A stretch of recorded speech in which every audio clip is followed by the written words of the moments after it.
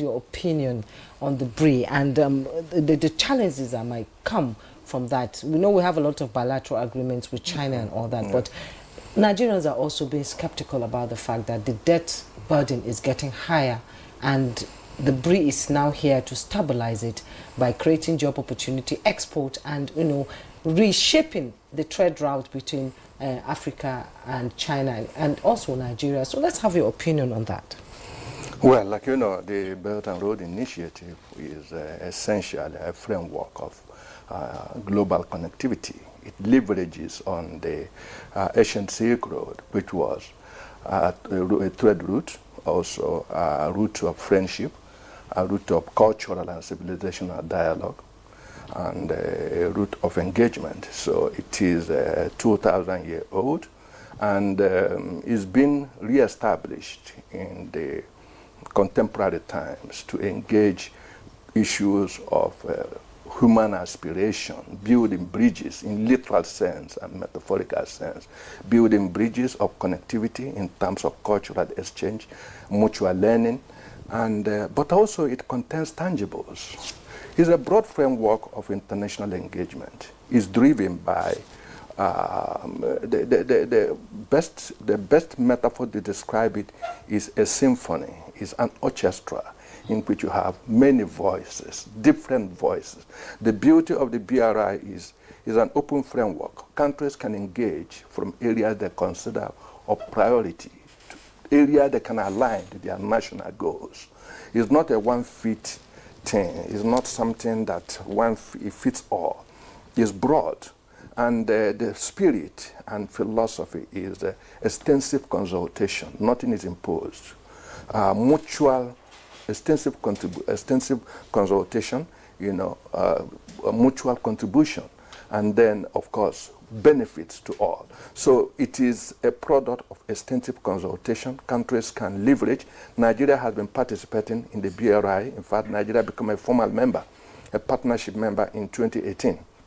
When President Buhari visited China at the third summit of the heads of state of FOCAC. And since then, BRI had delivered tangible. If you remember, we got our first ever deep seaport, built in a record time of 3 years, the Lekki deep seaport, which has transformed us into a hub. That is a very important outcome of the BRI engagement. Of course, road connectivity, because BRI engagement also connectivity within countries and across countries. Like you said, generating trade routes.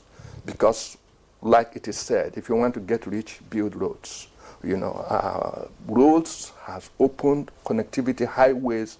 Africa has got its first electrified highway.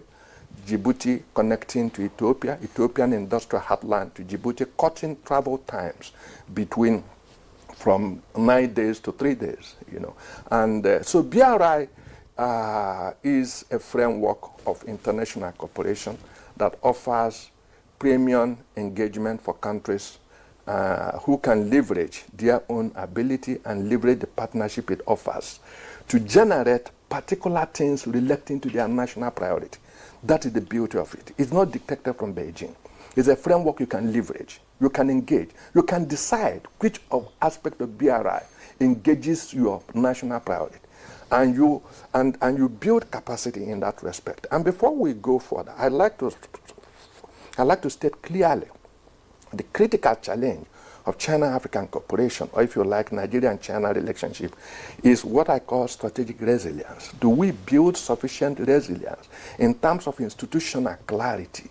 Do we have the institutional capacity to engage the outcomes of this cooperation and domesticate its benefits and align it to our national priorities? Because if our Chinese partners are ready, because if we talk so much about what is on offer, but the question, do we have the capacity? Have we built the relevant national capacity? In this case, institutional resilience, institutional clarity, and institutional credibility, efficiency, and competence.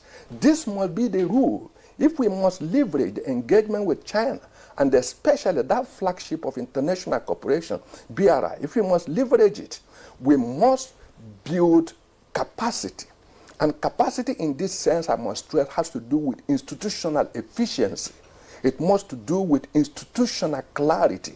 Your institutions must be predictable. It must be credible. It will be such that somebody can say, if I do this with you, this is the likely outcome. If China is offering us access to her huge market, we can take sand there. We can take anything there. We must assess the strength of the market and what do we bring to the board. This has to do with how do we empower our farmers. China wants Africa.